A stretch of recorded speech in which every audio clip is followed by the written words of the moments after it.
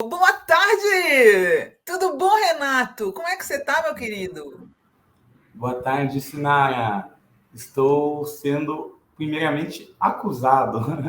E, segundamente, eu estou na Câmara dos Vereadores, junto aqui aos nossos líderes, né? Se tem pessoas que podem legitimar, chancelar a forma que nós lutamos contra o racismo, né? Se tem alguém ou instituição que possa chancelar, conferir legitimidade à forma com que nós lutamos contra o racismo, são as pessoas negras, sobretudo os nossos intelectuais orgânicos, como Sabotagem, como a Marielle, que foram pessoas que literalmente deram a vida para essa causa, e tantas outras pessoas como eles, graças a Deus, ainda vivos conosco, e muitos deles, inclusive, naquela manifestação. Estou bem, porque estou bem acompanhado. Que bom, Renato. Renato, foi muito positivo, né, que no dia da tua... que já iam votar essa semana a cassação no plenário, mas aí veio a justiça, e conseguiu suspender a votação, né, Renato? Exatamente, a justiça veio e suspendeu a votação porque havia ali uma sanha punitiva, um desejo íntimo, né, que não podia ser dissuadido de forma alguma. Há uma frase do Bertolt Brecht que ele diz que alguns juízes são incorruptíveis. Ninguém consegue induzi-los a fazer justiça. Os juízes que, de fato, estavam me julgando no comitê de ética da Câmara, eles partiam de pressupostos ou genéricos, ou infundados, ou racistas na forma de compreensão da história e da função das instituições. Por exemplo, dizer que a igreja não é um espaço para manifestação política, ao meu ver, é uma posição racista na medida em que não reconhece o papel de uma igreja dos pretos dentro de uma cidade branca que foi construída pelos pretos justamente para que só eles frequentassem, já que vigorava um apartheid social. E esse apartheid social não foi imposto pelas pessoas negras, pelo contrário, foram as pessoas brancas que impuseram um apartheid, obrigaram a construção de uma igreja própria, e essa igreja virou sede de uma irmandade negra. E sabemos que uma irmandade negra, para além da perspectiva e dimensão religiosa, é, em primeiro lugar, uma dimensão e uma irmandade política. E por isso os atos, reuniões dentro de uma igreja como essa, sobretudo da população negra, são manifestações políticas, e assim sempre foram e assim serão, e serão acolhidas, com certeza, como, graças a Deus, demonstrou diversas lideranças religiosas. Olha que louco, Sinara, olha que louco se você parar para pensar que, em tese, já se houvesse ofensa, os ofendidos seriam o padre e a igreja. O Uhum. padre esteve conosco aqui ontem. Fez um vídeo, inclusive está na minha rede social, se alguém quiser ver, Renato Freitas, vereador, @Renato Freitas, veja lá. E o padre diz o quê? Estamos juntos. Estou aqui lutando pelo mandato do vereador Renato Ai, que Freitas. bom, Renato. Vou pedir pro Gui baixar aqui para a gente mostrar no Exato, é o programa. último Que bom. videozinho ali. E Porque ele o que eu falo desde o começo é que vocês foram. Toda a confusão começou quando o padre recusou a manifestação do lado de fora, não foi isso? a manifestação iniciou do lado de fora e realmente houve uma falta de comunicação, como já nos diz as próprias escrituras sagradas por ocasião, né, da descrição do que era a Babilônia, né? Aqueles que não se entendem porque falam línguas diferentes, vivem em lugares diferentes, partem de pressupostos diferentes. Essa não comunicação gera o quê? Discórdia. Naquele momento, o fato de o padre não saber que ali fora havia uma grande manifestação de pessoas negras, às centenas, Uhum. lutando pela valorização de suas próprias vidas e denunciando o racismo feroz, atroz, e genocida que impera no Brasil todo, mas especialmente em Curitiba, o padre não saber dessa realidade era um fato de que fez com que ele não se conectasse conosco. Porque se ele soubesse, ele se conectaria, teria a oportunidade de abrigar, de fazer, inclusive, uma missa para nós mesmos, como foi a missa de Pedro Casaldaglia e tantas outras missas históricas na história do nosso país, de missas voltadas para a causa das pessoas negras, etc. E essa não comunicação dele, as pessoas falaram, olha, se o padre não está nos entendendo é porque nós não estamos na oração do padre. E foi uma dedução justa. E a partir dessa dedução justa, as pessoas, de forma geral, eu estava vendo aquela cena final do filme Pagador de Promessas, e eu vejo que as pessoas olham umas para si, umas para as outras, e se comunicam sem nenhuma palavra, e entram na igreja. E nós, de algum modo, nos comunicamos a partir dessa fala de uma senhora negra que estava ao nosso lado, de que nós não estávamos dentro da oração, e as pessoas falam, então, façamos nós as nossas orações, porque essa é a nossa casa. E dentro da nossa casa nós clamamos por vida. E eu acho que depois disso, o quebra-cabeça dos acontecimentos, para além do calor e do furor do momento, eles se encaixaram. A mentira é rápida, é destrutiva e faz todo esse rebuliço, sobretudo nas redes sociais. Mas a verdade ela é lenta, mas ela é sólida, como a pedra de esquina, né? Ela é uma fortaleza. E a verdade se colocou. A verdade, uma vez que se colocou, o padre veio aqui na frente da Câmara dos Vereadores para pedir para os vereadores não me caçarem, porque ele se irmana, compreende o meu gesto, a minha manifestação e a nota da Mitra, né? A Mitra, a nota da Arquidiocese, que é a cúpula da igreja, foi uma nota que disse que conhecia a minha luta e reconhecia a minha luta e que era uma luta digna, né, da igreja, dos princípios cristãos. Ou seja, só sobrou, nesse caso, contra mim, os vereadores oportunistas que me perseguem por conta da oposição que eu represento aqui dentro e, sobretudo, da figura em si que eu represento aqui dentro, né? Sou um homem negro de periferia, sobrevivente de um grande campo de extermínio que são as quebradas brasileiras. Né? Olha só, eu queria mostrar para vocês um e-mail que surgiu essa semana, aparentemente enviado pelo relator do processo contra o Renato, tá? Que diz o seguinte: olha, é o título dessa live para vocês verem a gravidade e como o processo contra o Renato está contaminado pelo racismo. Coloca aí na tela para a gente. Eu vou ler para vocês aqui, ó. Renato, você pensa que seu processo de cassação vai acabar por causa da gravação que aquela vagabunda vazou para a imprensa? O Márcio Barros já se afastou do Conselho de Ética, não tem mais desculpas para você e o Guilherme, aquele seu advogadozinho de porta de cadeia, evitar o inevitável. Eu não tenho medo de você ou dos esquerdistas vagabundos que te defendem, seu negro.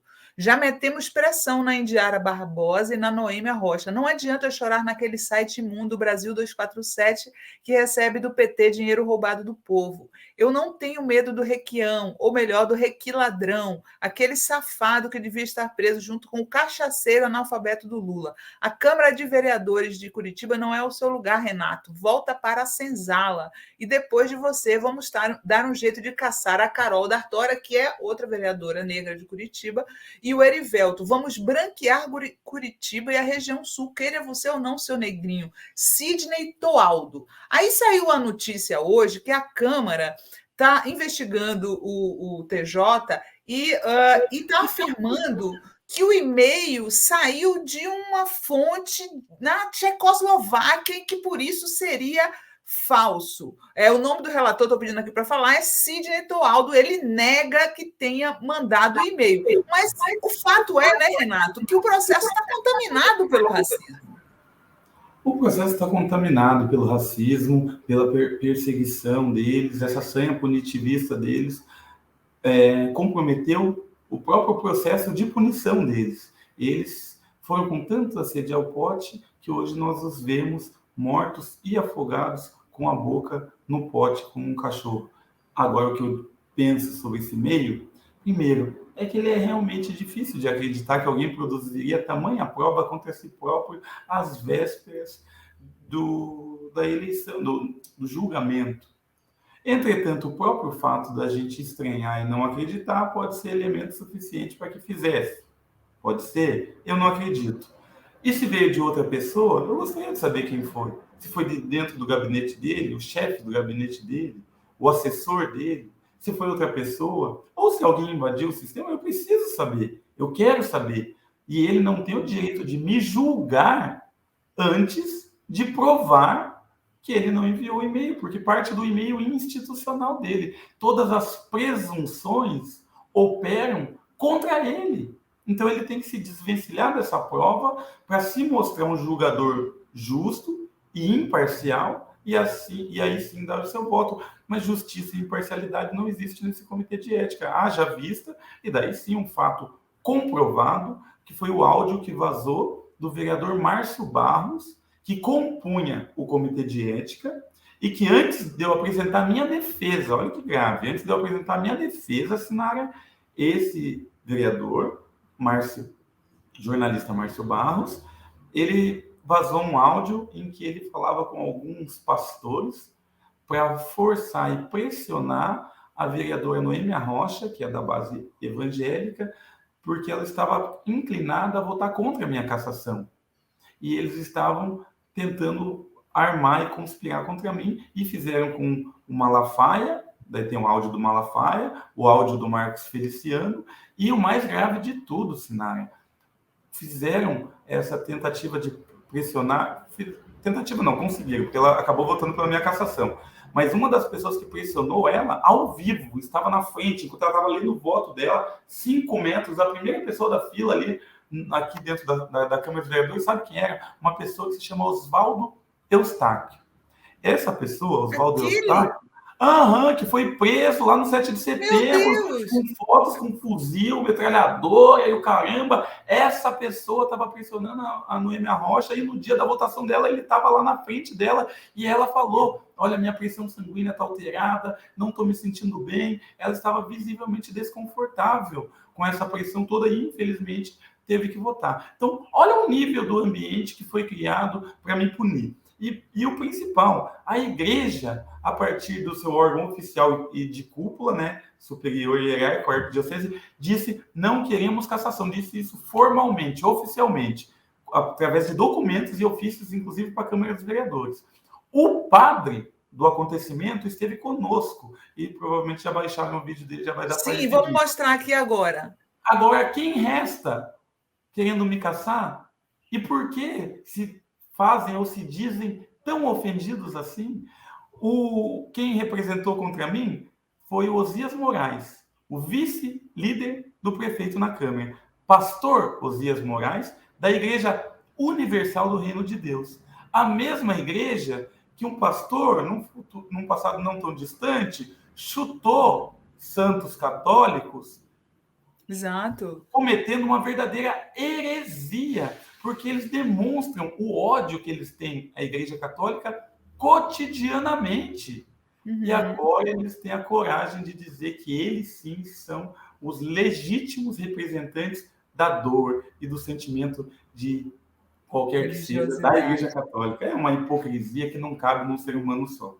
Por isso, e mesmo como eu falei aqui no começo, que a pessoa considere que foi um erro político do Renato ter feito a manifestação dentro da igreja, os padres e pastores fazem proselitismo político o tempo inteiro e não tem reclamação contra isso, né, Renato?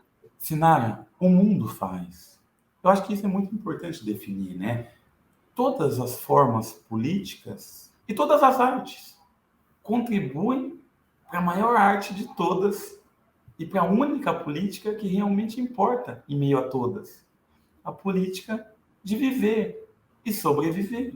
Então nós estávamos fazendo política lá dentro à medida que nós estávamos dizendo que é necessário clamar pela vida num país que nos faz chorar cotidianamente e valorizar essas vidas.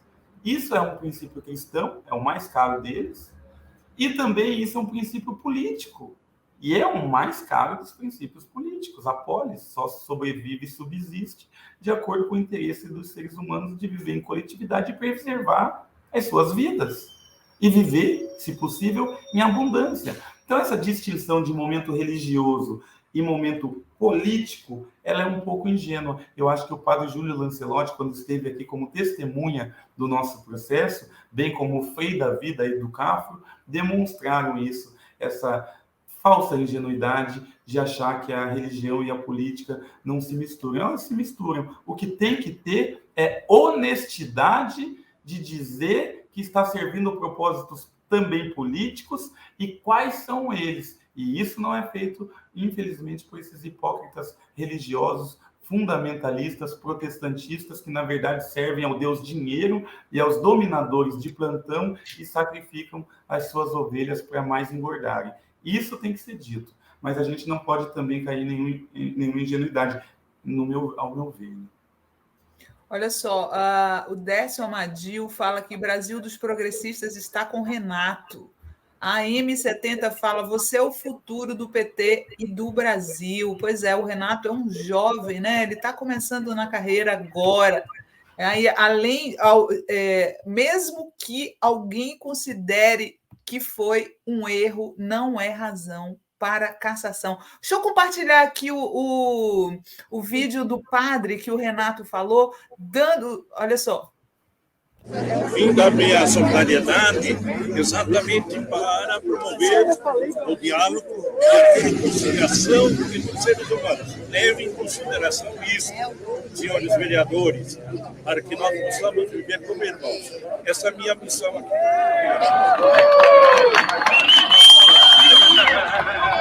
Renato fica, racismo sai! Renato fica, racismo sai! É, muito legal. Muito bacana, né? Quer dizer, o principal interessado, né, Renato? O padre falando, prestando apoio a ele e falando contra a cassação, né? Ó, o Mundo Segundo a Sagitariana está falando aqui, Renato Freitas não fez nada de errado, imputar erro a Renato é racista, se mantenham atualizados, sigam Renato Freitas, vereador, no Instagram, Renato Fica, juntos com Renato Freitas.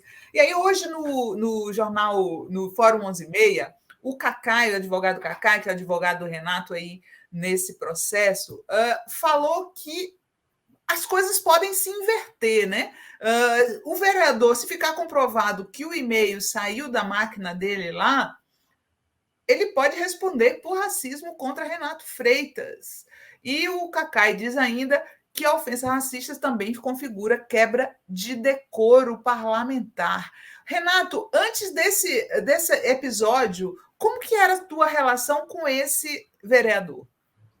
Olha, realmente esse é um dos vereadores que fazem parte da base mais retrógrada da cidade, porque ele tem uma ideologia, uma das bandeiras dele, por exemplo, daí a gente já vai entender, né? Uma das bandeiras dele, que muito orgulham ele, na qual ele faz a captação de votos na cidade, é o fato dele ter criado ou ajudado a criar ou influenciado na criação de um batalhão do BOPE no bairro e na área que ele atua.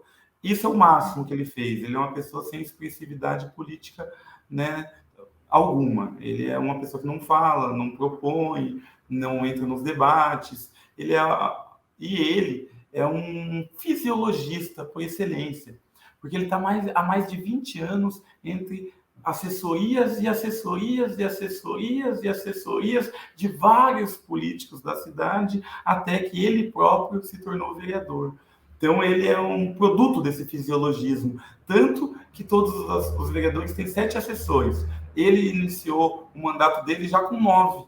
Por quê? Porque 2 foram emprestados da prefeitura para ele. Então, são vários meandros e várias manobras. Inclusive, vale lembrar que o jornalista Márcio Barros, aquele paladino da moral, dos bons costumes, que vazou o áudio dizendo que teria que me caçar de todas as formas para atender a religião, segundo ele, que é justo, correto e verdadeiro. Ele é o mesmo que daí eu investigando fui ver que ele tem um funcionário fantasma, o genro dele, Sinara. Nossa. É um funcionário fantasma aqui na Rua da Cidadania do Fazendinha. Fiz a denúncia aqui na Câmara, vamos entrar no Conselho de Ética também contra esse cidadão. Mas esse é o nível dos hipócritas, né? Eles dão prejuízo para o Estado, têm cabides de emprego, colocam os seus parentes para receberem dinheiro do Estado sem fazer absolutamente nada, mas acredito que são os paladinos da moral e que vivem julgando os outros e se intitulam homens de bem, né? É demais, né? E outra coisa, a sanha punitivista da Câmara, a gente está falando do processo da Câmara e do e-mail, olha a sanha punitivista. Aqui há uma corregedoria que é ocupada pelo Partido Novo. Esse partido é uma tragédia de uma tristeza enorme a existência de um partido como esse para a nossa democracia, né? É o simbolismo da democracia burguesa. Porque Você viu eles hoje dizendo que preferem o Bolsonaro ao Lula? Não, é um partido velho, o partido chama de novo, já nasce é uma semente mal plantada que já nasce com cara de abortada, dizia o Cazuza, né? Verdade, exatamente, já nasceu deformada, já nasceu morta, já nasceu triste. E inclusive, olha só o episódio. Certa feita aqui na Câmara, o líder do prefeito, que é da extrema-direita, que me vendido. O líder do prefeito aqui na Câmara, para mim é vendido. Se ganha cargo para ter opinião política, então se vendeu. E ele falou, vocês, numa discussão com elas, vocês do Partido Novo são uma vergonha. E eu sei que vocês são financiadas por banqueiros. Ele, que é da direita, são financiadas por banqueiros, empresários. Eu sei quem dá ordem em vocês não têm nem autonomia. E quem dá ordem em vocês é o Leonardo Tato, advogado, não sei das quantas, meu amigo pessoal. Ele falou assim, meu amigo pessoal, que eu ajudei ele a ter cidadania italiana. Se eu quiser a opinião de vocês, eu falo com ele e ele dá ordem em vocês para que vocês... Ele falou isso no meio da sessão da Câmara. E agora essa vereadora do Partido Novo, uma delas, veio aqui, pegou o e-mail e já terminou, de um dia para o outro, terminou a sindicância para apurar a autoria de um e-mail que a Polícia Civil, no núcleo de crimes cibernéticos, dotando da mais alta tecnologia e ofícios e poder corresponder com outras instituições, inclusive internacionais, para de fato descobrir de onde partiu o e-mail, eles ainda não descobriram. E a vereadora do Novo, de um dia para o outro, com o celular na mão gravando, que entrou aqui, posso gravar? Eu falei, pode.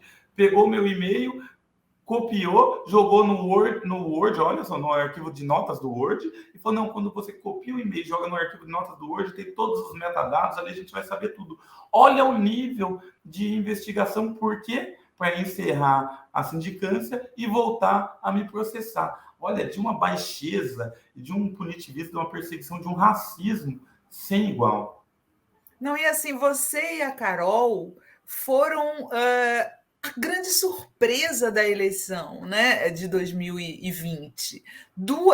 Um vereador e uma vereadora negra em Curitiba pela primeira vez na história, gente. Pela primeira vez na história. Obviamente que uma parcela da sociedade que não quer a representatividade da periferia, dos negros, né? Eles querem a representatividade dos ricos, dos empresários, dos agropecuaristas. Se sentiu incomodada com você desde o começo, né, Renato? Se sentiram. Para você ter ideia. A Carol também, né? Só um parênteses aqui. A Carol D'Artora também foi alvo de ameaças, de injúria racial. Então, assim, não foi só o Renato. Os 2 vereadores negros de Curitiba sofreram desde o começo uma reação da parte racista, né? Vamos ser francos. Sim, com certeza. Mas em medidas muito diferentes também, né? Mas sofremos. Eu acho que nessa medida que você colocou, todas as pessoas negras do Brasil sofrem. Então, qualquer pessoa negra que estiver nos assistindo, em algum momento, sofreu uma injúria racial, foi tratada com diferença na fila de um mercado, quando se expôs publicamente nas redes sociais, recebeu ataques ao seu cabelo, à sua cor, ou vinculando a nossa figura de macacos, etc. Infelizmente, isso no Brasil é comum, é cotidiano. Mas as ameaças que eu sofri foram para além disso, nesse cenário. foi bem para além disso, né? Eu tenho, inclusive, fiz boletim de ocorrência na época, foram 2 pessoas armadas na minha casa, quando eu morava ali no Bairro Alto, forçaram o portão, o vizinho da esquina veio, os rapazes saíram, pegaram um carro, uma van, sei lá que carro que era, um carro maior que estava na frente ali, e saíram e tudo, a gente conseguiu pegar as imagens. Um dos delegados, olha só o nível do absurdo e da perseguição para quem está me assistindo. Olha só, durante as manifestações contra o Carrefour, por ocasião da morte do Beto Freitas também, lá em Porto Alegre, né? Infelizmente o Brasil tem uma memória muito curta, mas esse caso é recente. Um homem negro brutalmente espancado até a morte no estacionamento do mercado Carrefour em Porto Alegre, gerou uma manifestação, uma revolta, um clima, né, de manifestação no Brasil todo. E nós aqui em Curitiba, eu particularmente ajudei a organizar uma manifestação no Carrefour Parolim aqui perto. Quando a gente chegou na manifestação, no pátio do mercado, eles fecharam as portas e tal, e eu fui lá e escrevi num muro, no estacionamento, uma muretinha. Eu escrevi: a injustiça praticada em qualquer lugar do mundo é uma ameaça à justiça em todos os lugares do mundo. Martin Luther King Jr., MLK. Eu escrevi Martin Luther King, MLK. Eles tiraram foto de mim escrevendo. Sabe qual que era a manchete em todos os jornais no dia posterior? Sim. Vereador que nem assumiu ainda é pichador, vereador danificando o patrimônio privado, vereador cometendo crimes, vereador criminoso. Essa foi o tom. Nenhum deles teve coragem de mostrar nem a frase que foi escrito e nem o porquê isso foi escrito. Sim. Olha, se eles condenaram a forma com que eu me manifestei, porque não tinham condições de condenar o conteúdo dessa manifestação, não é exatamente a mesma coisa que aconteceu na igreja? Condenam a forma com que eu manifestei, porque daí é fácil, cada um é sommelier, né, da forma que mais lhe apraz. Olha, imagine,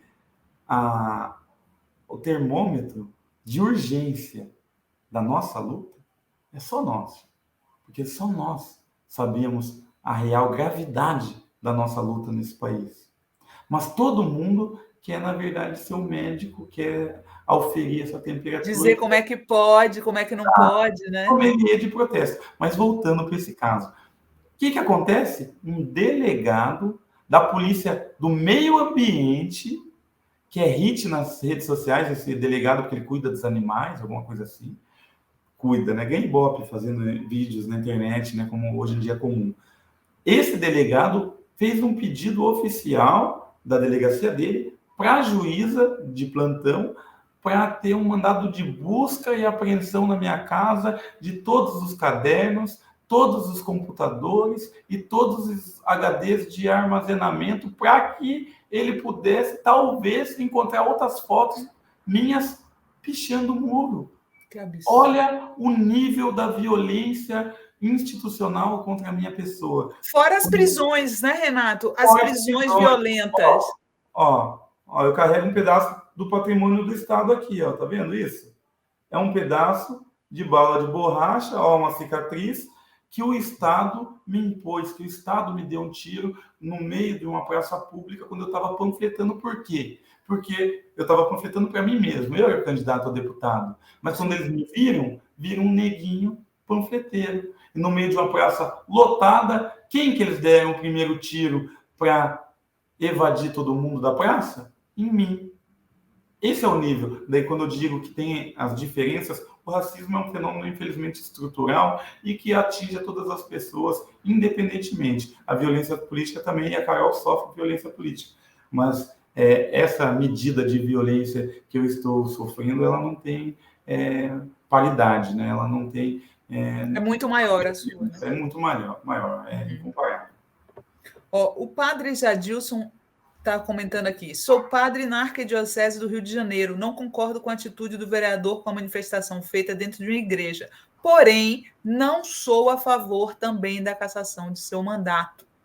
O Mundo Segundo uma sagitariana fala: Renato Freitas precisa de muita proteção. Jair Bolsonaro vai para evento em Curitiba amanhã e com certeza vai colocar pressão em relação a esse caso contra Renato. Eu quero que você fale sobre isso, Renato. Deixa eu só ler aqui os outros comentários, que eu estou atrasada.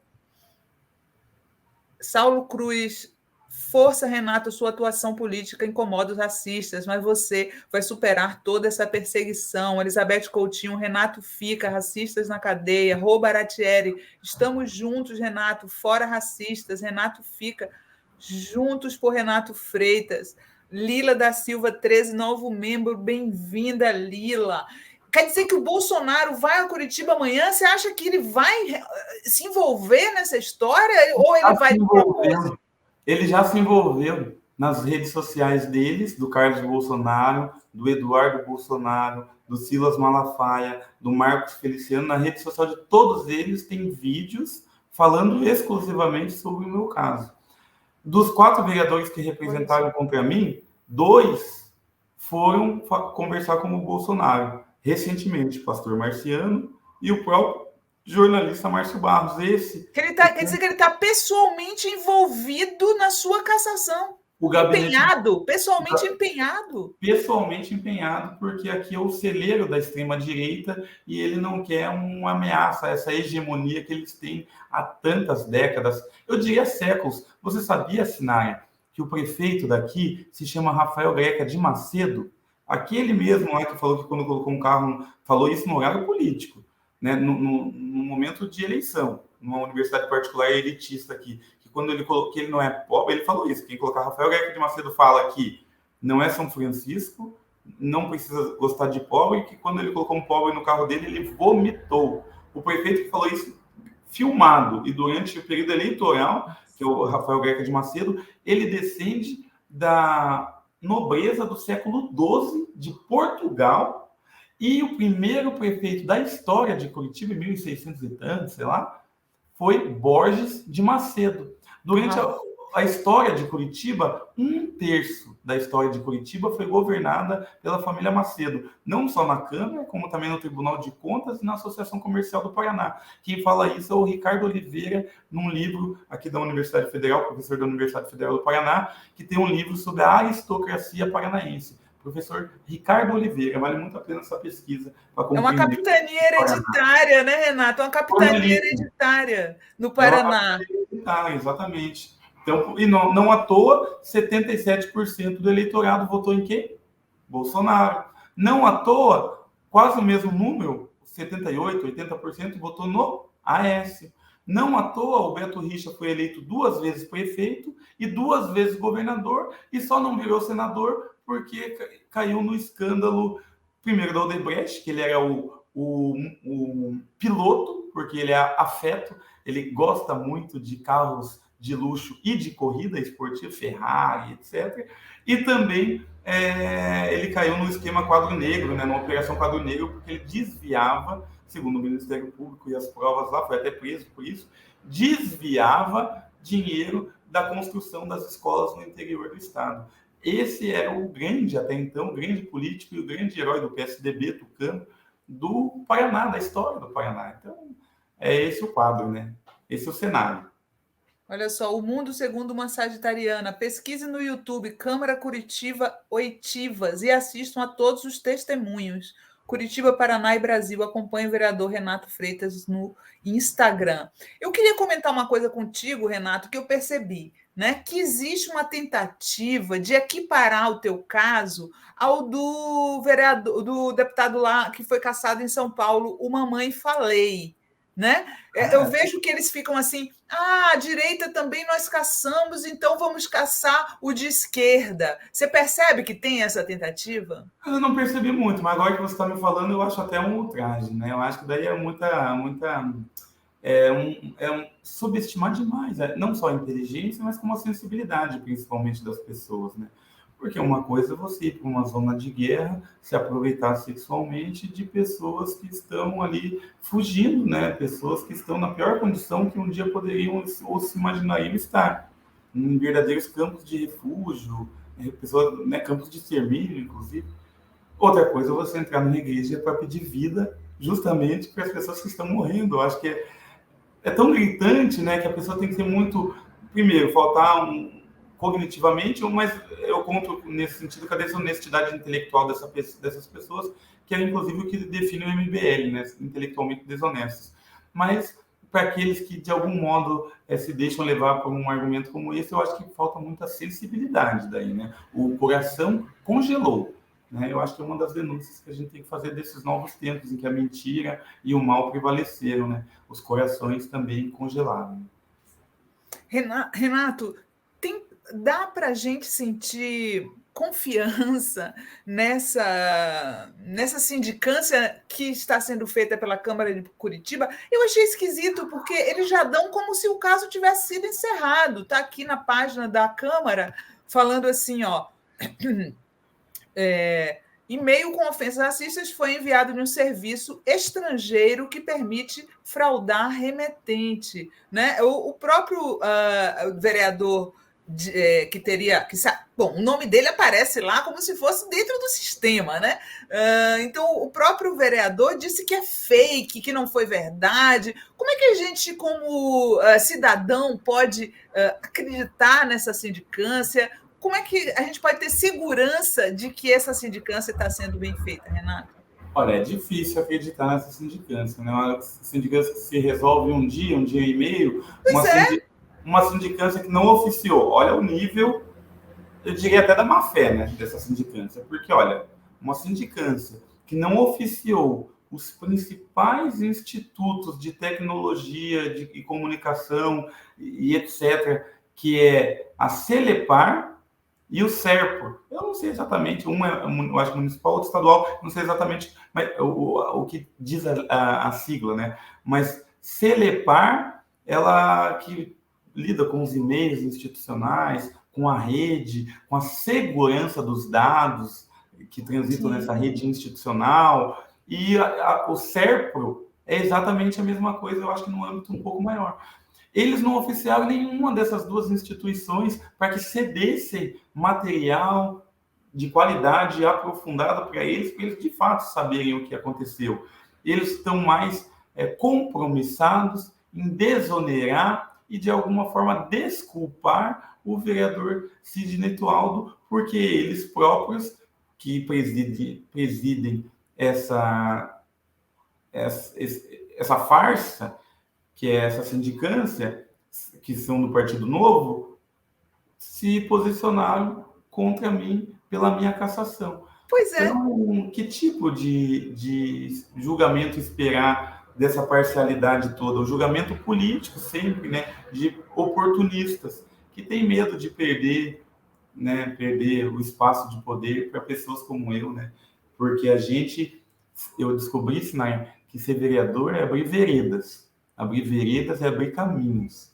Nós abrimos caminhos inaugurais, que até então não eram conhecidos pela nossa gente, pelo nosso povo. E eu abri esses caminhos na Câmara dos Vereadores, e é claro que isso incomodou muita gente, e essas pessoas agora fazem sindicância de um dia, por exemplo. Gente, eu fiquei impressionada. Eu fiquei pesquisando aqui antes de entrar, e aí vi que tinha um e-mail, e já tinha notícia de que o e-mail era falso, e já tinha sindicância dizendo que o e-mail vinha da Tchecoslováquia. É tudo muito esquisito. É tudo muito esquisito, para dizer o mínimo, né? Renato, quais são os próximos passos daqui para frente? Vai ter manifestação popular em seu favor? Quanto tempo demora para que isso seja retomado? Dá para arguir a parcialidade desse vereador, mesmo que essa sindicância não dê em nada?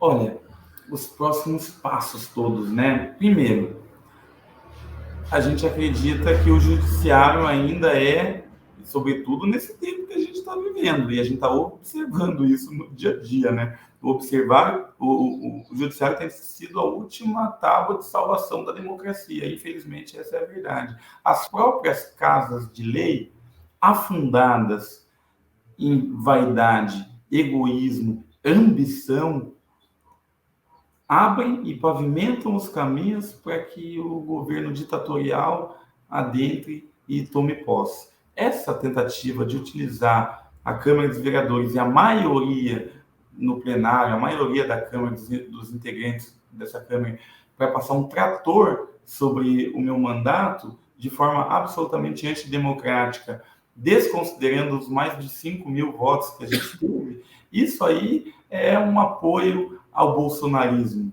Embora não expresso, é tácito. Porque o bolsonarismo prega esse tipo de coisa, o golpismo. Como que a Dilma saiu? Pedalada fiscal. Até hoje, nenhum brasileiro sabe explicar o que é pedalada fiscal. Ninguém. Então, ela foi pega pelo momento de crise financeira, de impopularidade e de oportunismo. Nós também. Eles forjaram a impopularidade a partir de um ataque midiático cruel e que, infelizmente, contou até com uma parcela da esquerda, ou a esquerda eleitoreira, que acredita que as nossas causas e a urgência da nossa reivindicação por vida deve esperar sempre um pouco mais, como se a gente estivesse olhando para um painel com uma senha na mão e a gente nunca fosse chamado, ou mesmo essa direita. Então, o judiciário. A nossa aposta é no judiciário. Manifestação a gente teve uma ontem, teve uma outra no dia 10, lá quando teve o primeiro julgamento na sessão, e estamos trabalhando com a mobilização popular. E, por último, como medida política, a nacionalização do caso como elemento estratégico para constranger a República de Curitiba a mudar os seus caminhos e direções e decisões, porque essa província acredita que é separada e superior ao restante do Brasil, como até pouco tempo as bancas coletando assinatura na Rua 15, a rua principal da cidade, diziam e pediam, dizendo em slogans gigantescos, com banners, o Sul é o meu país, pedindo assinaturas para o separatismo. Olha o nível. Essas as pessoas que estão a me atirar pedras nesse momento. Então, nacionalizar é uma forma de constranger Curitiba a ser menos racista e mais democrática. Olha só, nós temos aqui um senhor Eloano falando, corta esse cabelo. O senhor devia ter vergonha de ser racista, entrar aqui nessa live para ser racista com o Renato. Tenha vergonha na sua cara. Isso é crime. Você não tem nada a ver com como ele usa o cabelo. Ele está se metendo com o seu cabelo? Olha só, Maria Olímpia Junqueira mandou superchat só para dizer Renato. É a posição aqui da maioria do chat. As pessoas precisam aprender a se comportar nesse Brasil, nem que seja na marra, né? Nem que seja na marra. É uma vergonha isso. Essas pessoas parecem que saíram das tumbas depois que o Bolsonaro foi eleito, né, Renato? Ou sempre existiram, né? Sempre existiram. Eles só agora saíram do armário, pelo visto. Aqui mesmo em Curitiba, um político poderoso, um ex-político poderoso, certa feita, quando eu fui cumprimentá-lo junto com os demais integrantes do Partido dos Trabalhadores, como gesto, né, de amizade, apoio, etc., achou que estava sendo engraçado, e quando eu estendi a mão, ao invés dele também estender a mão, ele tirou uma carteira do bolso, tirou R$5, me deu. Eu segurei o dinheiro e ele falou, isso é para você cortar o seu cabelo. E deu uma risada. E eu olhei aquilo, eu fiquei sem uma resposta na hora. Fiquei triste. E logo depois eu fui fazer uma fala e falei disso, mas a pessoa já não estava lá, e eu fiquei com isso na garganta. Isso me doeu. No outro dia eu tinha uma live aqui na Câmara dos Vereadores, no meu gabinete, que eu fazia. Eu fiz e disse, não tenho medo de coronéis, nem de esquerda, nem de direita. Nos respeitem, pois a partir de agora vai ser assim. Esse é o novo normal. Acostumem-se. E sabe o que aconteceu no outro dia, Sinara? Olha o show de racismo. O líder do prefeito, Pierre Petruzziello, se estiver me ouvindo, lembra muito bem disso. E aí, eu vi ontem que você falou do homem lá e tal, né? Falou mesmo, né? Tal. Eles não estão acostumados com sinceridade, né? Eu falei mesmo, não tinha medo de coronel nem da esquerda nem da direita. Ah, mas você falou mesmo, mas você tinha firmado o pulso? Tinha tomado uma, né? Eu olhei assim, daí eu só não respondi, eu deixei ele só para ver até onde ele ia, daí eu dei uma risadinha assim. Só para ver. Ele ia aqui, na câmera, de vez em quando você firma o pulso também? Eu falei, não, vereador, eu não sou tão adepto ao álcool assim como você está imaginando.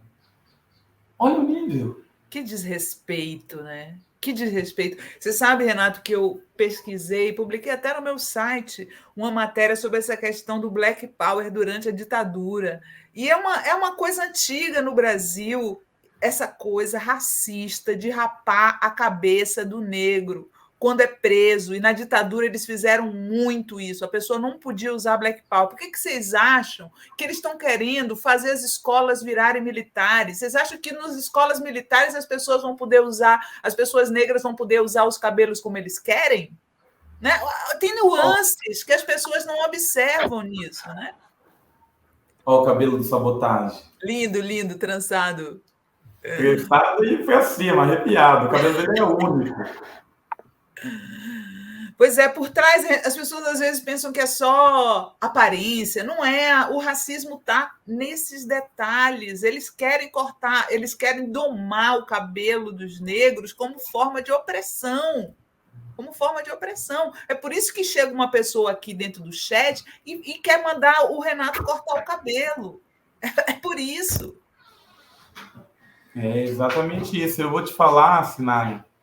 E não só eu, provavelmente muitas pessoas negras aqui também desse chat aqui. Eu fui conhecer o meu cabelo com 16, 17 anos, que foi a primeira vez que eu tive a possibilidade de deixá-lo crescer pelo menos um pouquinho. Mas, de fato, só com 20 anos que eu deixei o meu cabelo crescer mais de 3 dedos. Desde então, até então, era sempre máquina 0, máquina 0, máquina 0, 1, 0, 0, 0. Eu tinha uma máquina em casa, então eu mesmo cortava e eu me acostumei. Eu também acabei gostando e gostava, para mim era normal. Todas as pessoas negras como eu tinham também cabelo raspado. E depois que eu cresci, a primeira forma de eu resistir e de eu me expressar em termos de resistência foi deixando o meu cabelo. E como o rapaz aqui do chat demonstrou, eu continuo incomodando os racistas. Então, sou muito feliz com o meu cabelo. Nossa, eu vi uma série com um jogador de futebol americano que ele fala muito sobre essa questão do cabelo, né? Que foi, eles chegaram a proibir na NBA que os negros usassem colares e aquelas roupas, sabe? Justamente para oprimir, né? E ele próprio, o jogador, eu vou lembrar aqui o nome enquanto o Renato for falar, ele passou a usar trança no cabelo, Renato, e foi punido pelos cartolas por usar trança no cabelo, né? Então, assim, é uma coisa mundial isso, a opressão atinge até isso daí. O Bruno Chiarelli fala: para cima, Renato, o Brasil Democrático está contigo.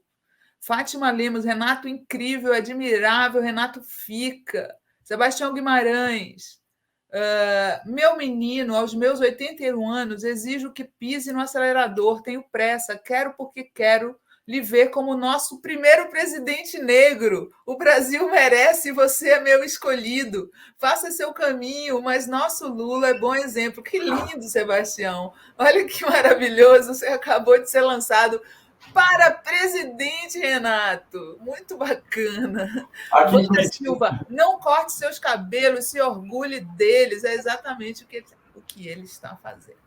Sinara, maravilhosa. Obrigado pela live, obrigada pela oportunidade. E eu agora, infelizmente, vou ter que sair correndo porque deu 6 horas e eu vou no GGN. Ó, é uma notícia boa. Agora, acabaram de me mandar aqui, ó.